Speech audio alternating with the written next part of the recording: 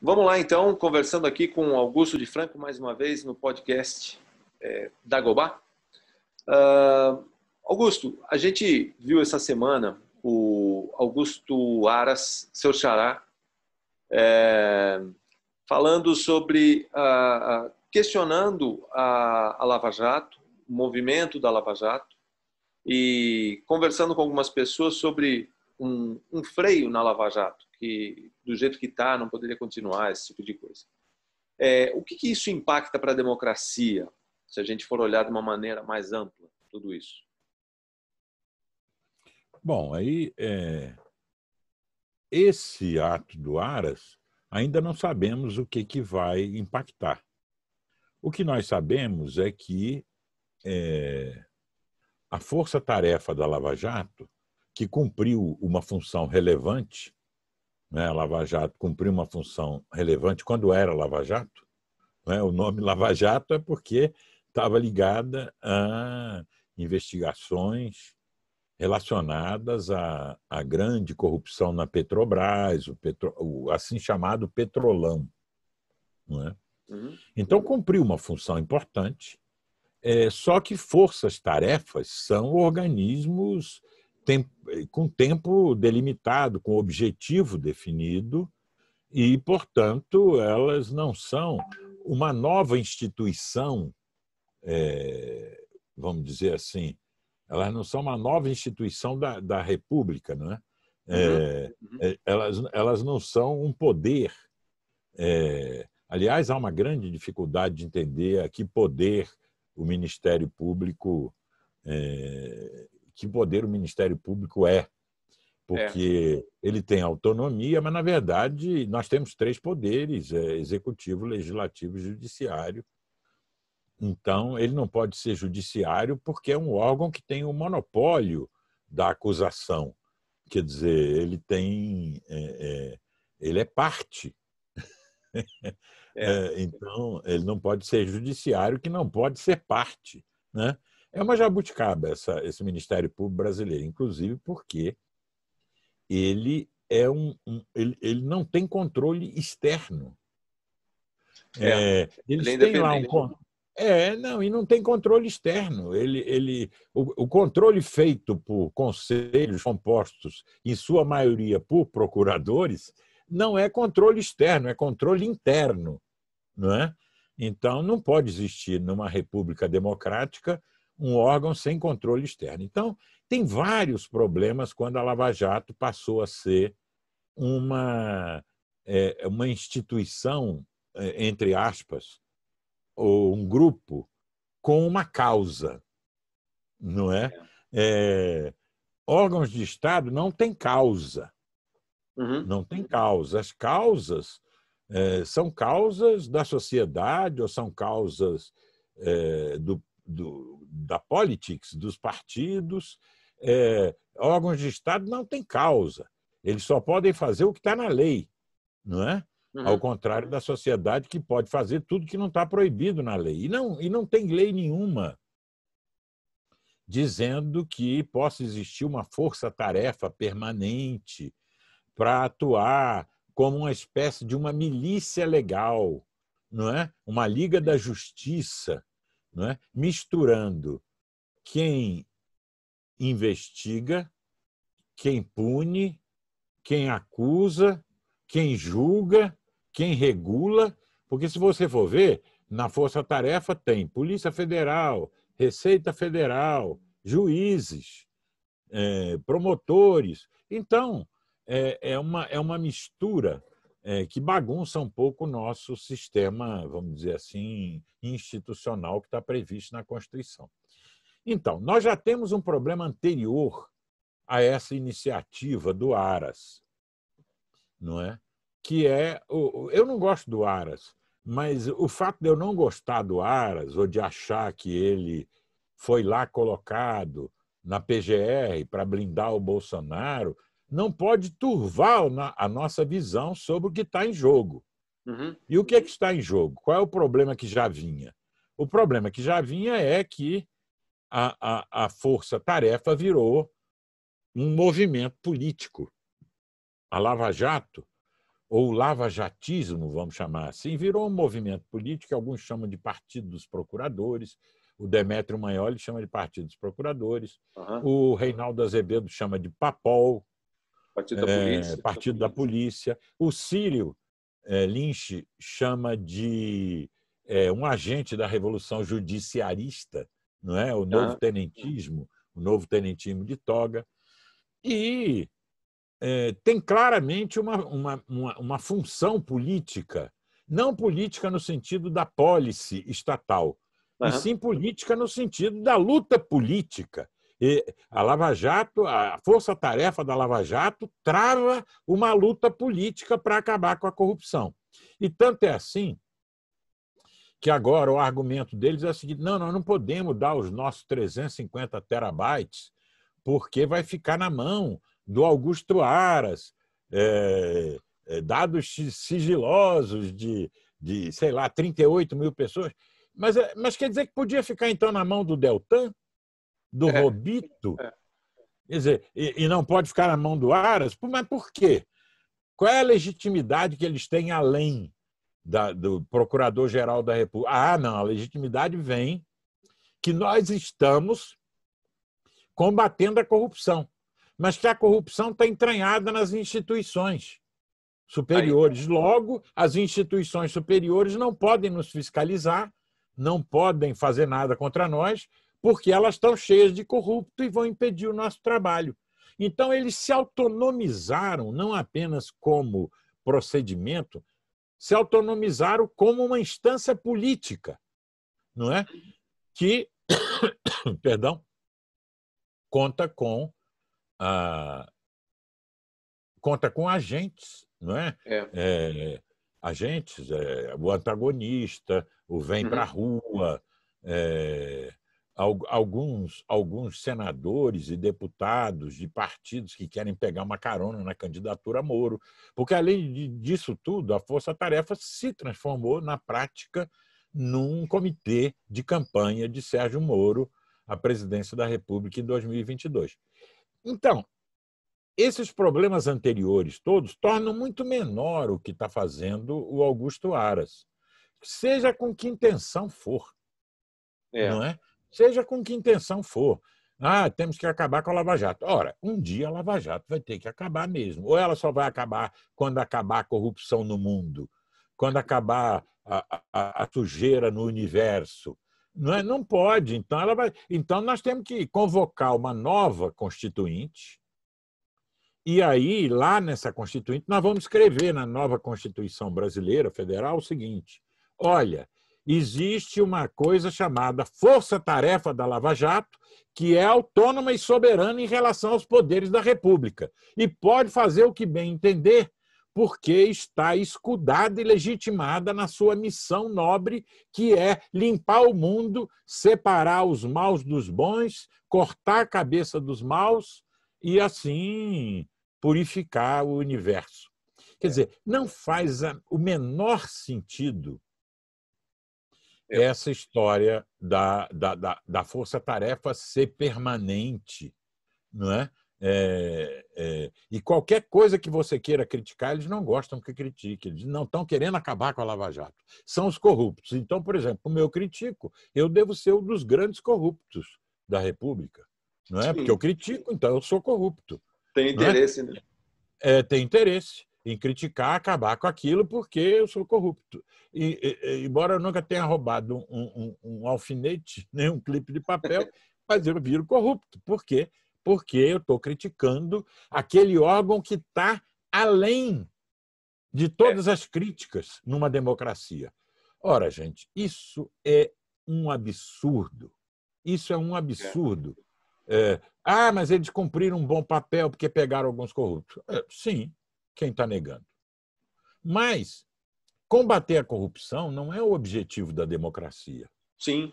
Quer dizer, isso deve fazer parte do metabolismo do Estado democrático de direito, assim como uma pessoa toma banho, faz sua higiene pessoal. Sim. Nós temos que combater a corrupção. Isso não pode ser através de cruzadas de limpeza ética.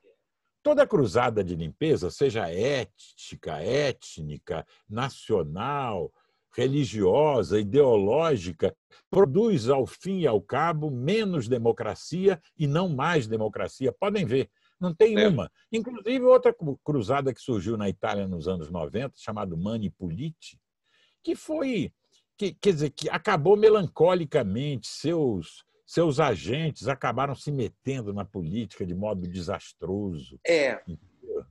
É...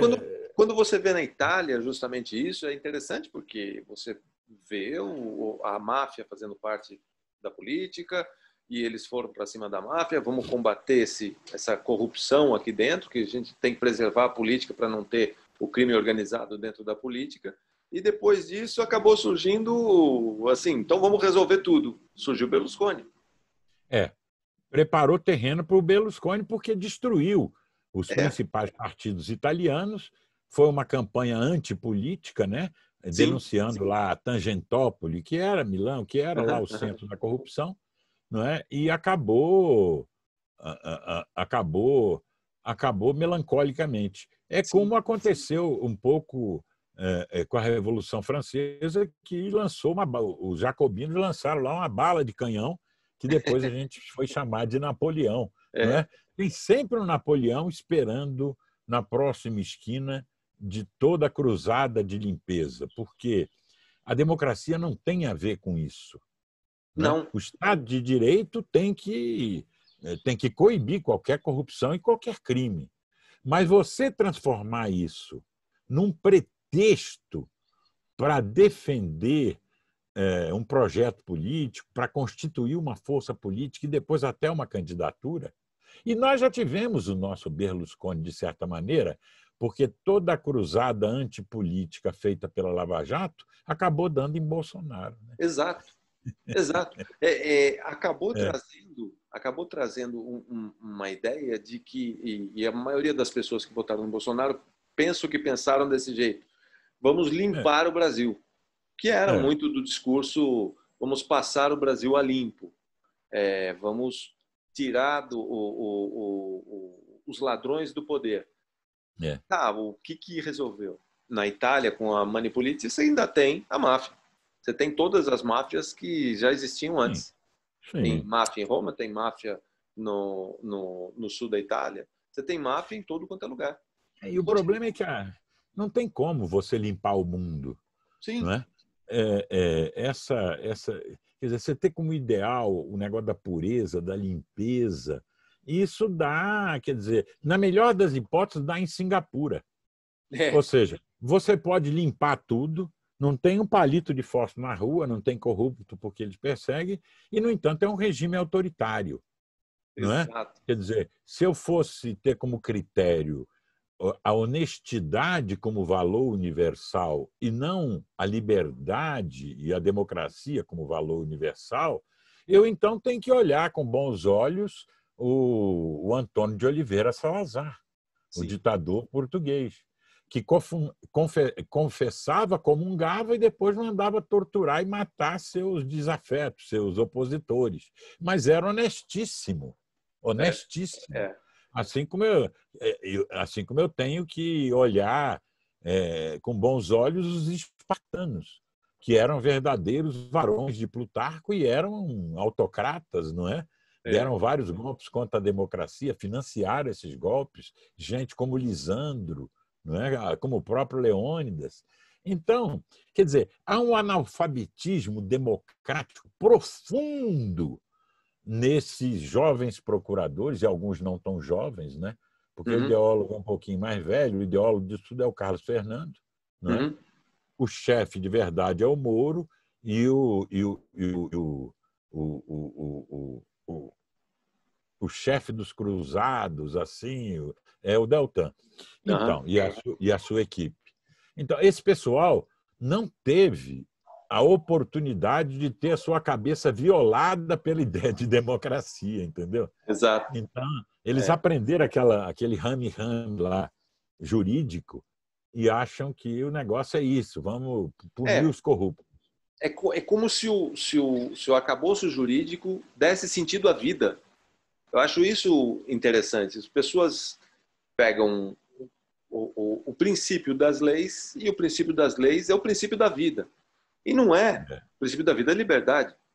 Sim, claro. E o sentido da política é a liberdade, não é a pureza. Não é? Exato. Toda vez que você coloca a pureza como sentido da política, dá na antipolítica, porque você vai ter que separar. A política não separa o bom do mal. E nem a justiça julga o que é bom e o que é mal. Julga o que tá nas leis e o que está contra as leis. Uhum. Mas não existe tribunais éticos na democracia. Não pode haver tribunais éticos. Não E pode esses haver. caras montaram, não pode haver. Esses caras montaram uma espécie de tribunal ético. Apelaram ao moralismo da população, que é moralista mesmo, porque as ideias patriarcais são moralistas, ela é uma moralidade normativa, né? Uhum. Do que é bom, do que é mal, do que eu devo fazer, do que não devo, etc. e tal. E pega um sentimento das pessoas que não é bom, que é ruim. O cara que tem orgasmos quando uma cabeça rola, ele quer ter de novo aquele orgasmo, então ele quer que uma outra cabeça role. Entendeu? Então, aquilo vira um troço, assim, vira uma compulsão. Ele quer, caiu mais um, mais um, cortamos mais uma cabeça, agora vamos cortar mais outra cabeça. E isso não tem fim, entendeu? Não vai ter fim. Não, no fim, o cortador de cabeças, como na Revolução Francesa, cortam a cabeça dele. Não é? Então, isso cria um terror, né? Cria o regime do terror, reedita o regime do terror da Revolução Francesa. E essa passagem dessa reedição do terror não tem uma passagem que seja uma passagem para a democracia. Não tem uma passagem de tudo tem. isso. Olha, criamos já o mundo ideal, temos aqui o mundo ideal, agora, a partir de agora, a gente anda numa democracia livre, com cada um com a sua liberdade. Não, vai ter mais aperto. Mesmo porque não há caminho para a democracia. Sim. O caminho para a democracia é a democracia.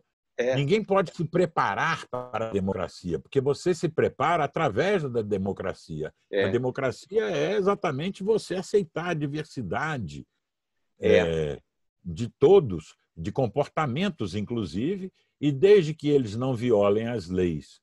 E você vai construindo progressivamente arranjos que permitam a convivência pacífica, não é? Um modo pacífico de regulação de conflitos. Houve uma grande ilusão nisso tudo, que é imaginar que isso pudesse ser feito, essa obra de limpeza, pudesse ser feita a partir de estamentos corporativos do Estado, altamente privilegiados, não é? Quanto ganha um procurador federal? Ganha bem. Mais de 30 mil em alguns casos. Auxílio moradia, auxílio alimentação, nada disso é tributável. Auxílio creche, auxílio pós-graduação, auxílio livro para comprar livro, férias de 60 dias, não sei o quê, não sei se compartilham com juízes isso, não é? E tem foro privilegiado.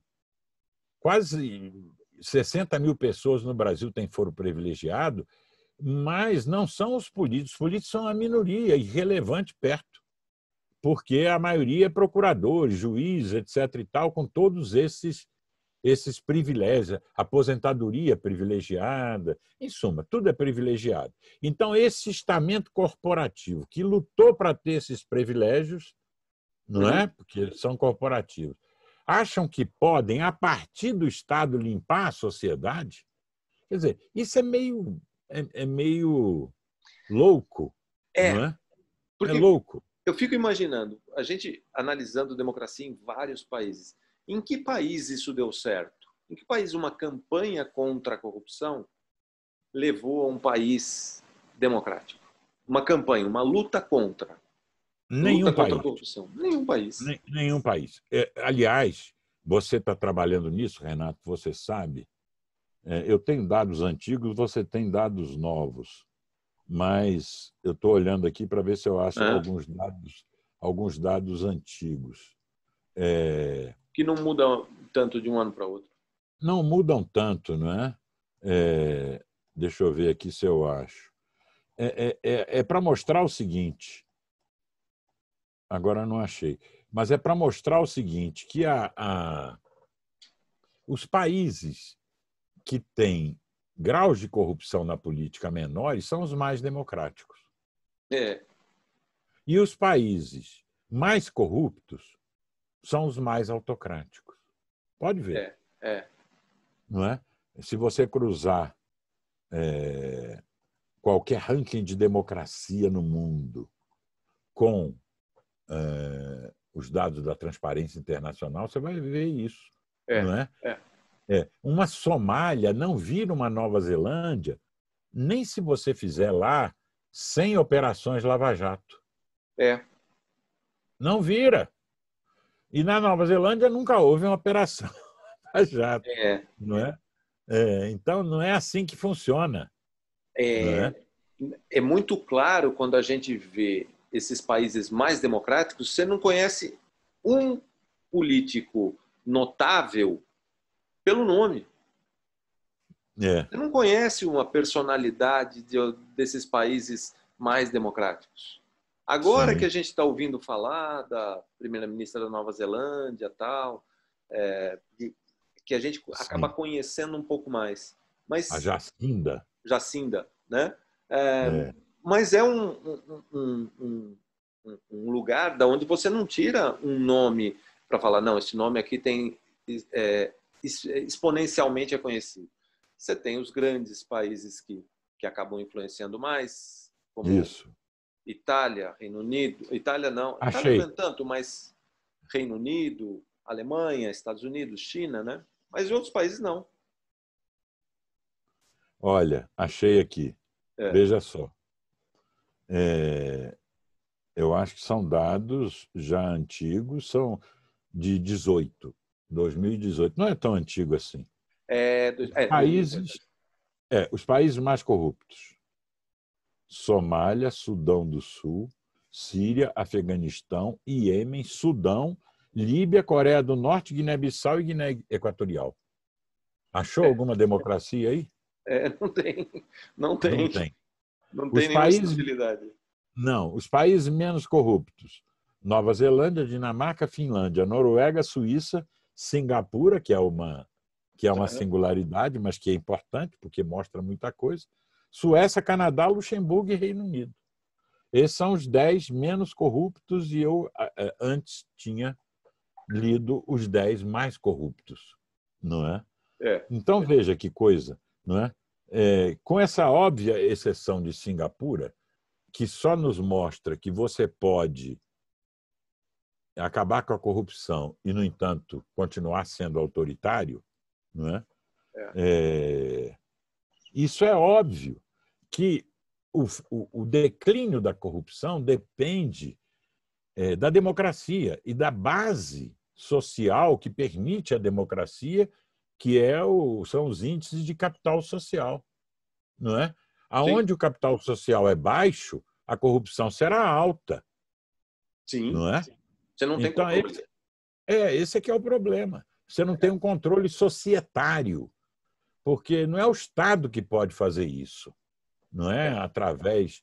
Ainda que o Estado deva coibir a corrupção, aplicar as leis, etc., mas não é o Estado que pode fazer isso, obrigar a sociedade, a política a ser honesta. Não é? Isso depende do ambiente social que favorece ou não favorece comportamentos honestos e tudo mais. Exato. Agora, uma coisa importante também nessa discussão: a corrupção degenera a democracia, mas ela não acaba com a democracia. Não houve nenhum país no mundo que deixou de ser democrático, que virou uma ditadura, em razão do aumento do número de corruptos por metro quadrado. Entendeu? Um país... É importante isso que você falar, porque na hora a gente mira na Venezuela.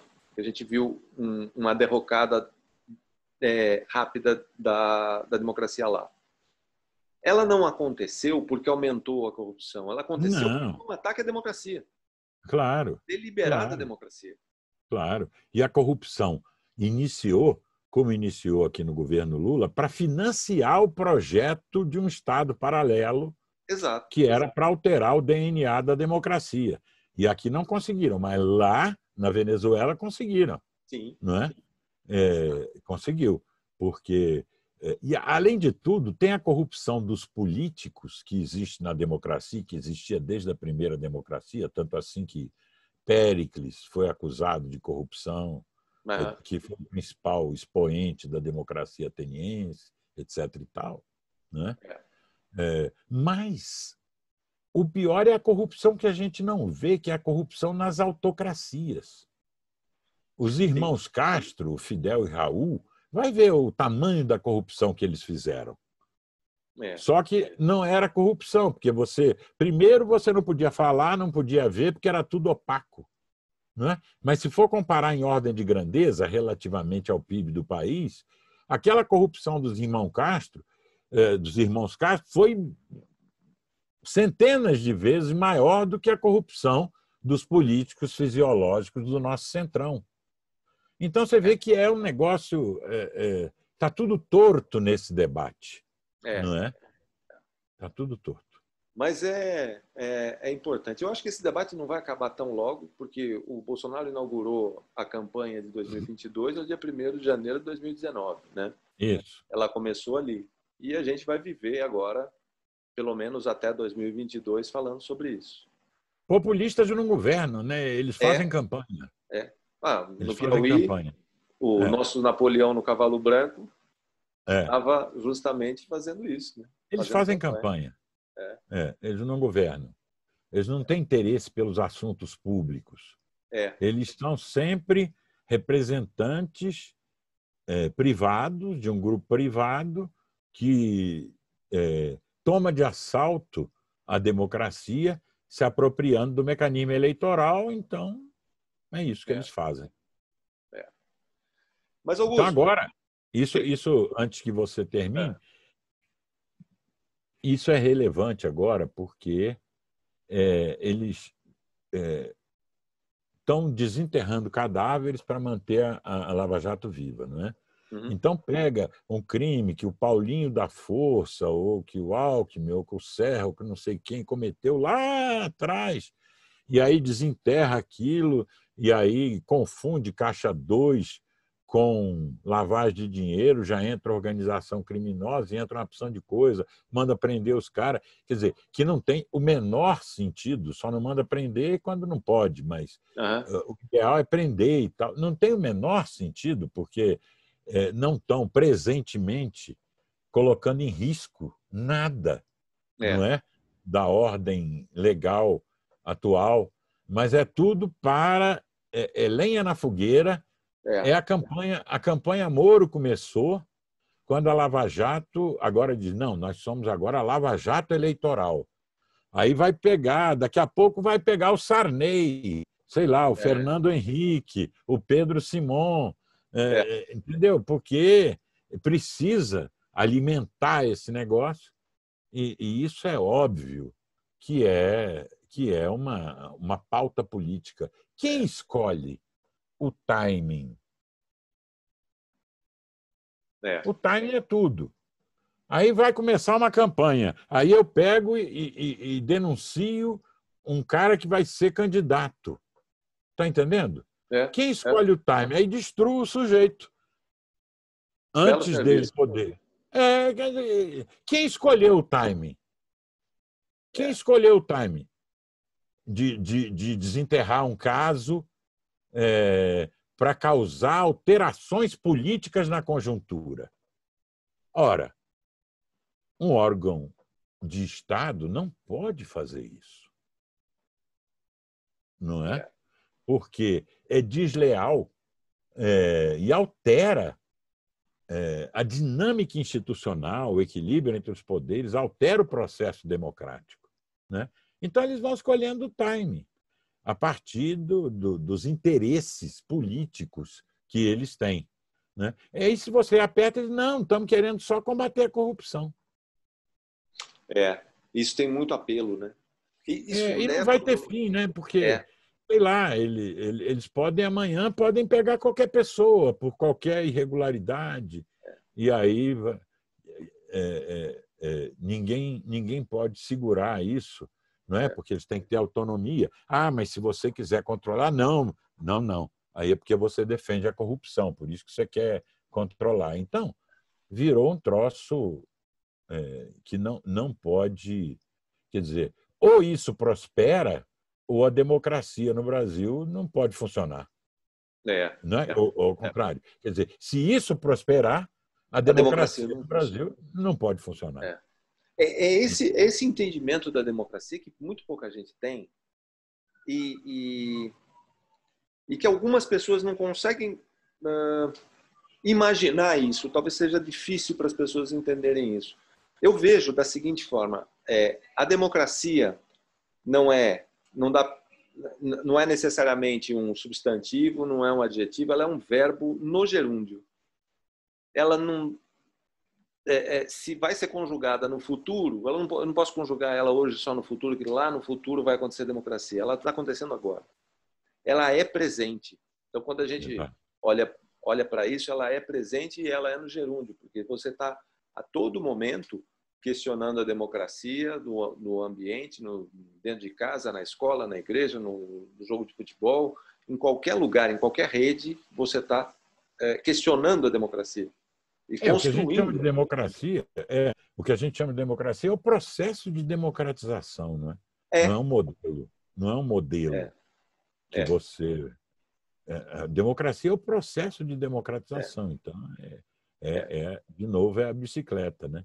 Tem que pedalar, senão você cai, né? O processo tem que avançar. E é um processo que é a política, né? A democracia não é nada além da política.